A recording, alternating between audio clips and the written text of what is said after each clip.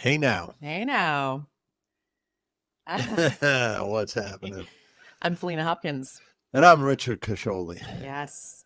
And in this podcast, which you can also watch in video form, we drop a topic on each other and don't know what it's gonna be.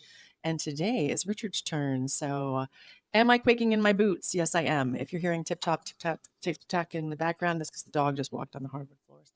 Hello. All right, that's me just a little nervous. All right, here we go. All right, so today's topic, let's breach the subject of expectations, and how how we can set ourselves up for a major fall with expectations, and then also how do we manage our expectations so we don't get let down? Ooh, that's good.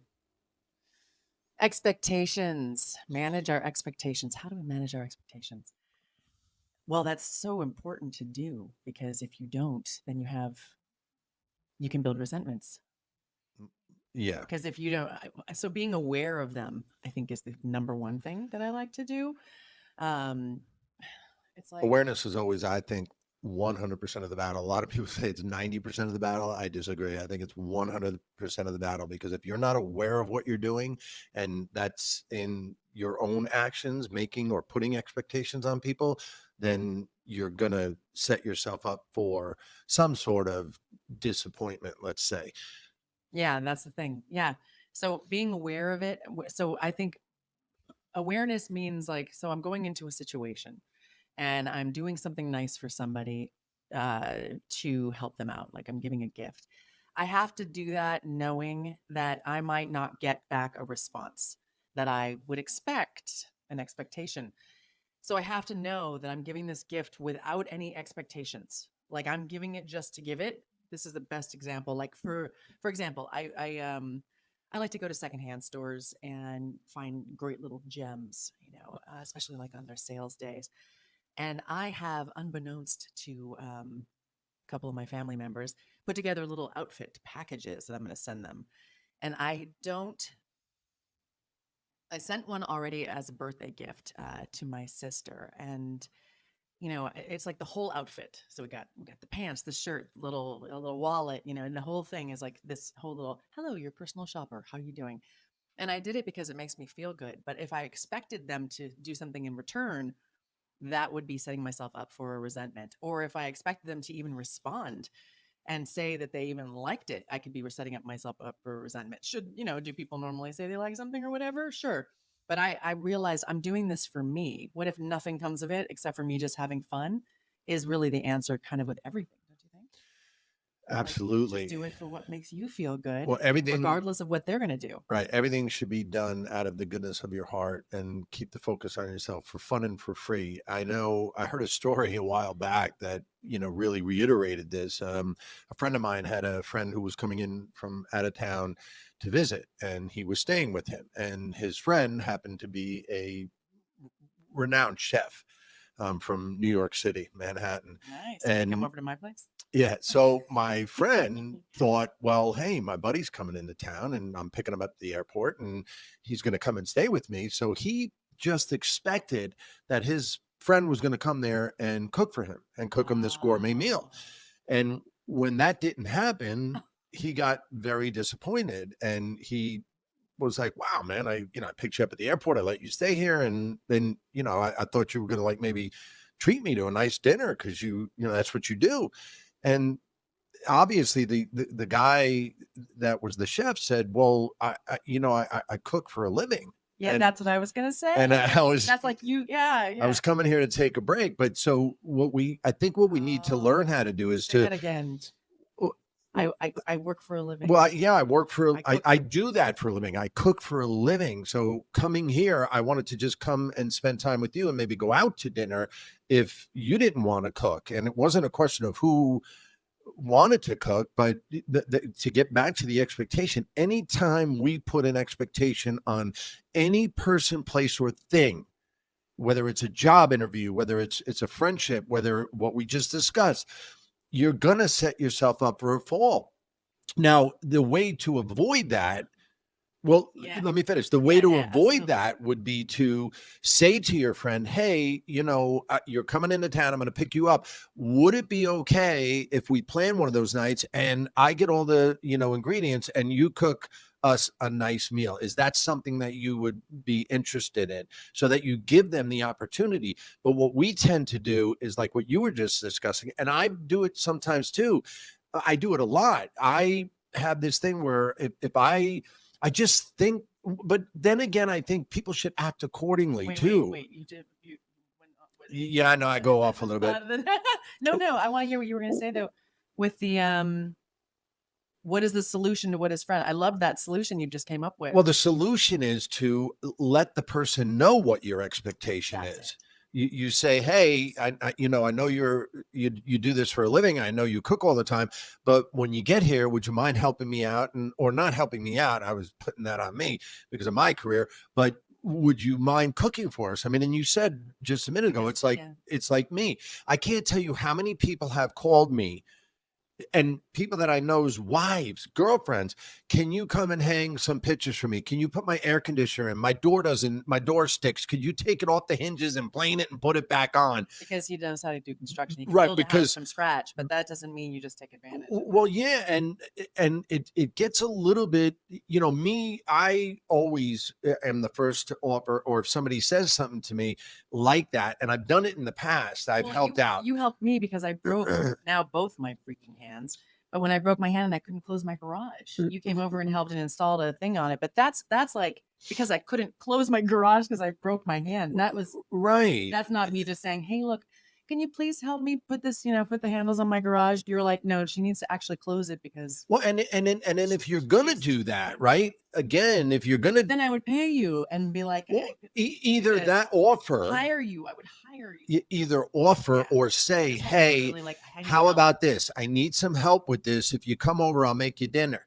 And then you're Yes. like, "Oh, okay, great. I'll come over. I'll help you for 30 minutes, whatever, an hour, and then you're gonna make a nice dinner. Wow, we can hang out for a little bit." I mean, There's no making dinner and these it's days, but I have and bought pizza no, no, before. no. Yeah, with you. I'm And just it playing. I'm and playing. here's the other thing. It's not tit for tat. It's not a competition. And I do everything for fun and for free. So if somebody asks me to help them, I know in my head and in my psyche that I'm going there to help for fun and for free. I don't expect anything out of it. Yes. And if it is going to bother me, if I am going to get upset that I'm providing a service and I'm not getting reciprocated, well, then I need to step up and set that boundary and say, "Hey, I don't mind coming to help you, Mhm. but my hourly rate is this. Or if you want to cook dinner, or if you want to order a pizza, we can hang out afterwards. Is that something you'd be up for?" Well, and you discuss it. My point is, Yes. if anytime you put an expectation there,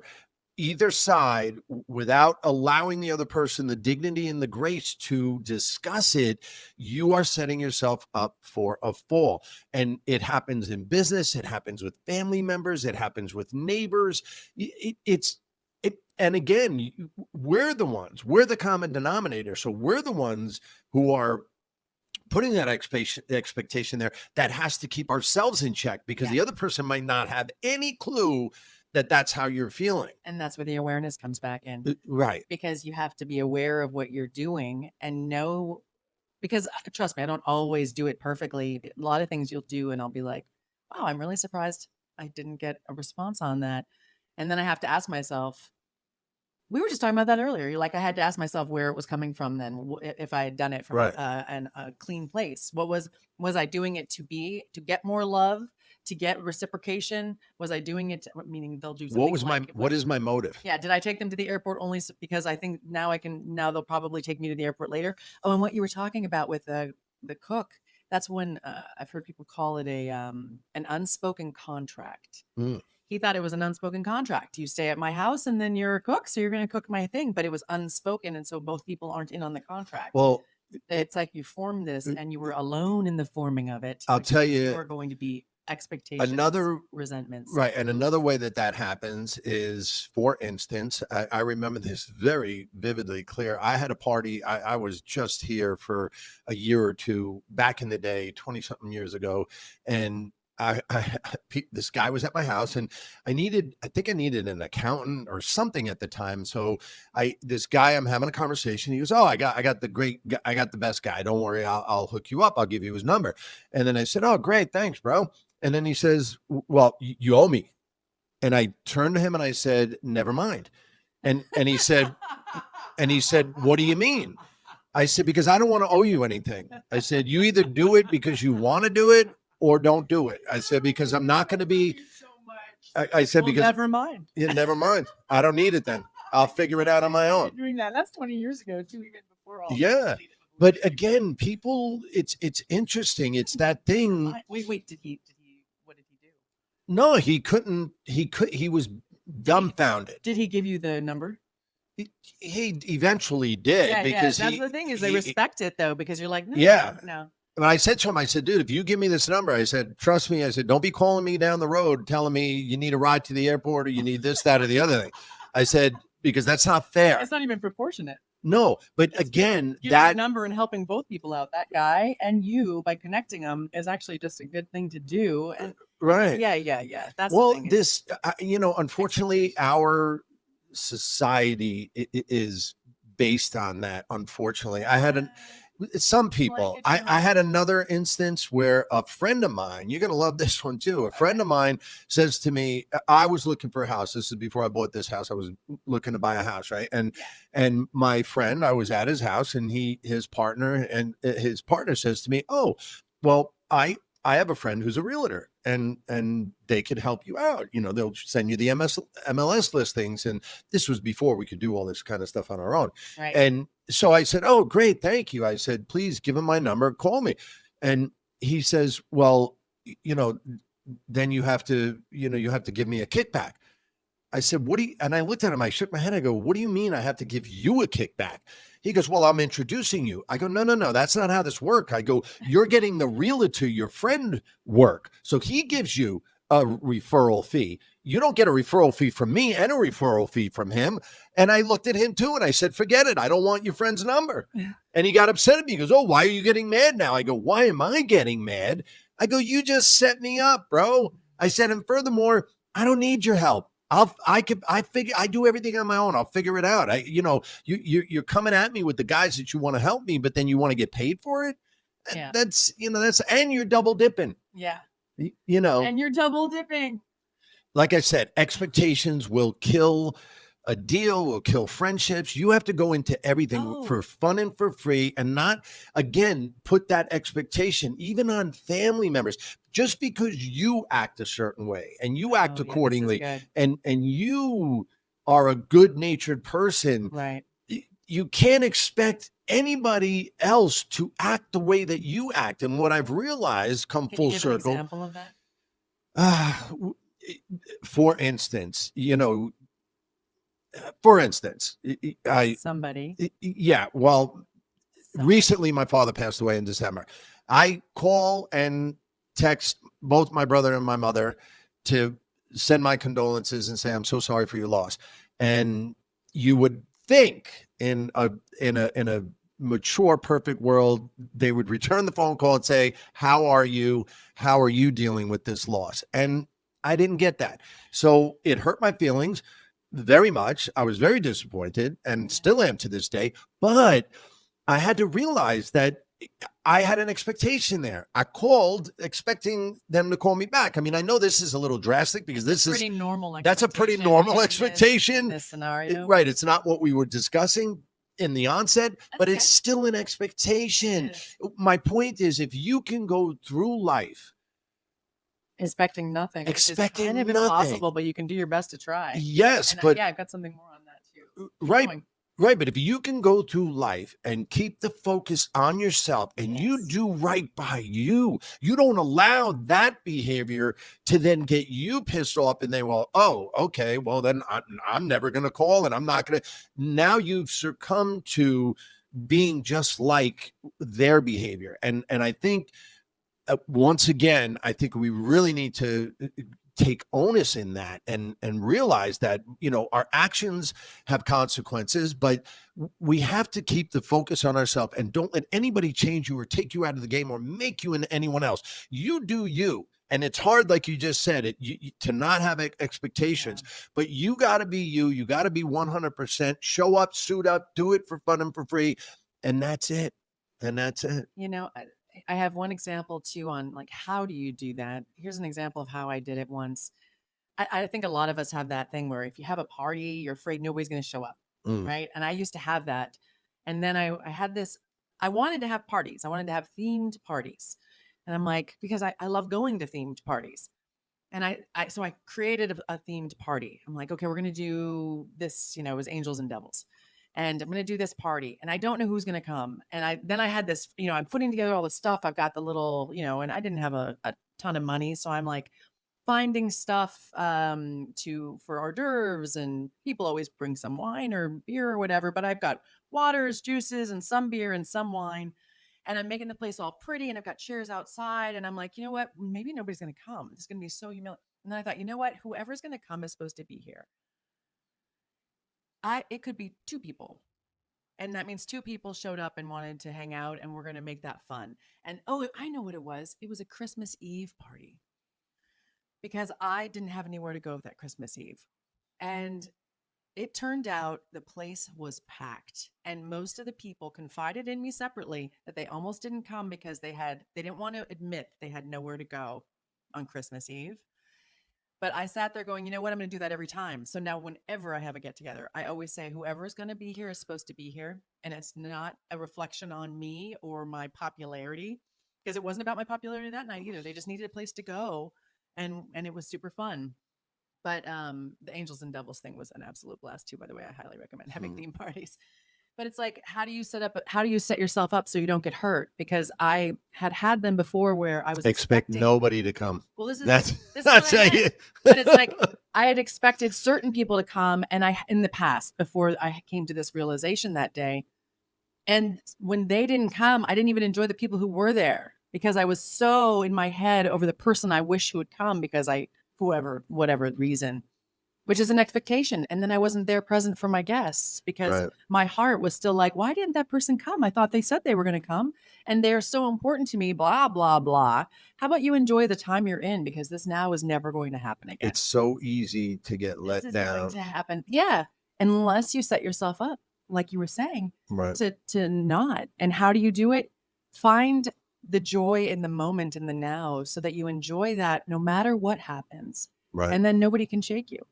Well, be in the moment, you know, being present. I mean, find a way to enjoy being in the moment. And then to think, well, if this person doesn't show up or that person doesn't show up, well, then, you know, the party's a bust and it wasn't good. No, the people who showed up make it good. And if you're in the moment, then you enjoy your time with them. And the people who don't show up, and then it's that thing you think, well, why didn't they show up? Did they show up because they don't like me, or maybe they had a car accident, or maybe they couldn't make it, or whatever the case may be. But we put a lot of onus on outside validation, and that goes along with expectation, because we put this outside validation that if this amount of people show up, that means I'm worthy and they like me.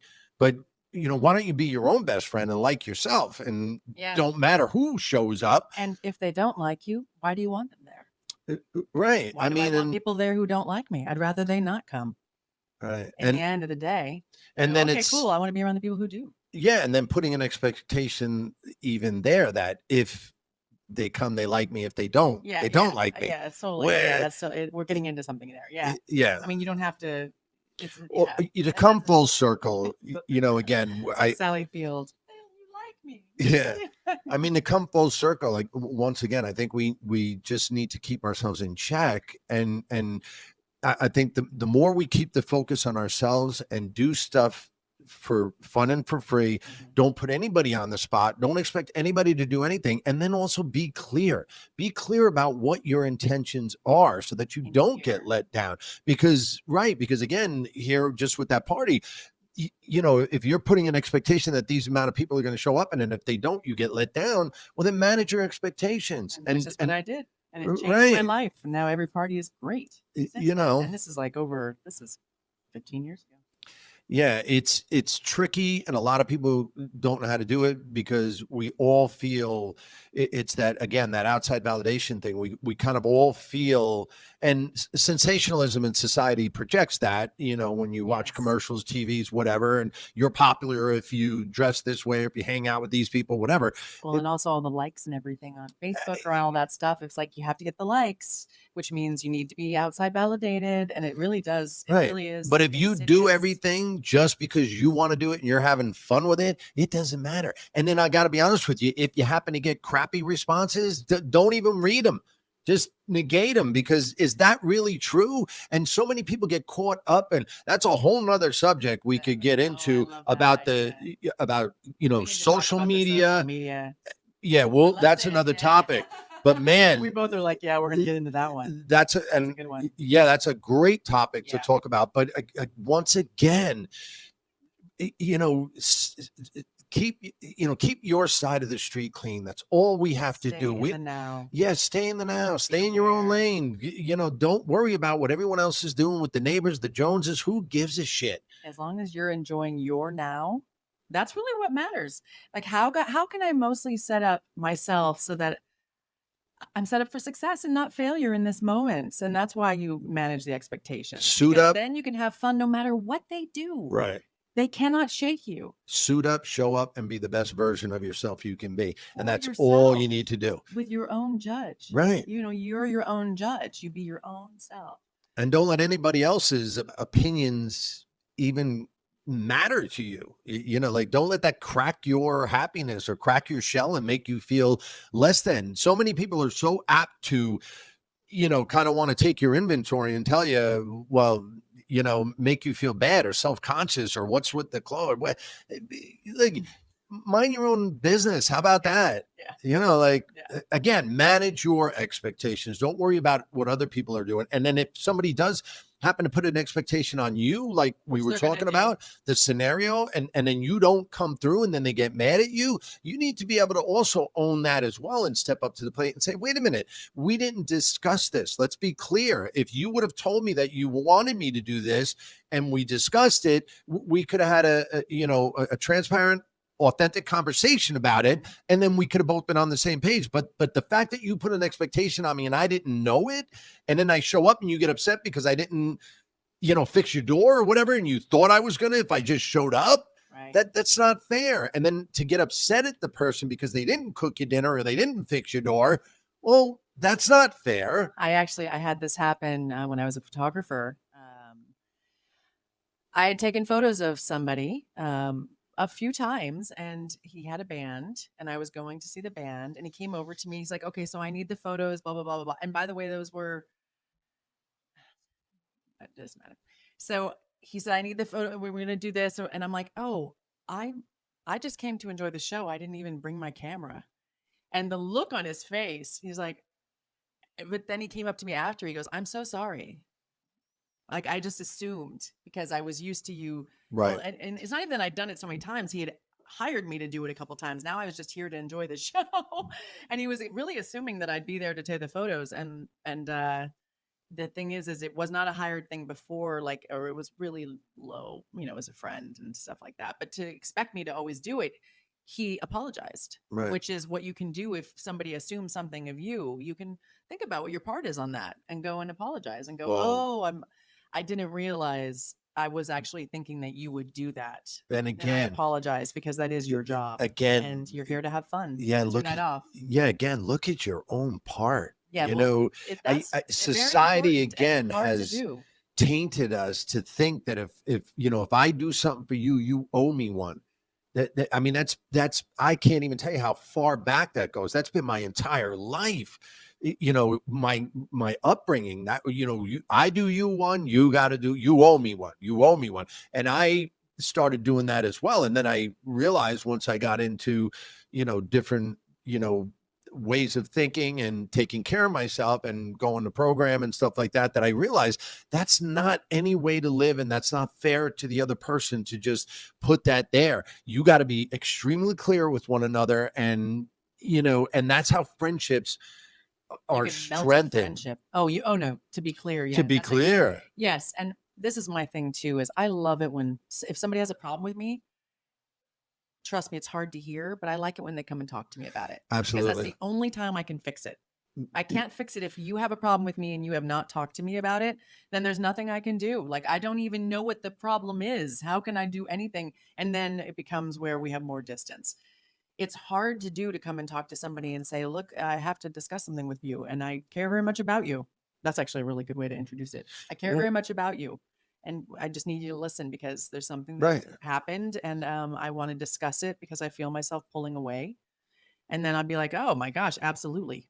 And I mean that. People have come to me and I'm like, "I'm so glad you told me." They're like, "I thought you'd be mad." No, no, no. I'm mad if you go away and I did something that you didn't tell And me. you know, You take Tom, away my power. well, here's the My thing. power to help. Half the people out there are walking around with blinders on. They have done That's true. no self-realization, no recovery. They don't even look at their shit. They don't even know they have issues or problems. And that's one of them. The way we are programmed from kids. I mean, my God, everything we do is from our past and the environment that we were raised in. So if we could look at ourselves honestly, and like you said, if someone does come up to you and says, hey, you know what, that was a little out of line, or that was unfair, I've noticed this pattern in you and maybe you want to look at it, instead of getting irate and mad at them like, how dare you take my inventory?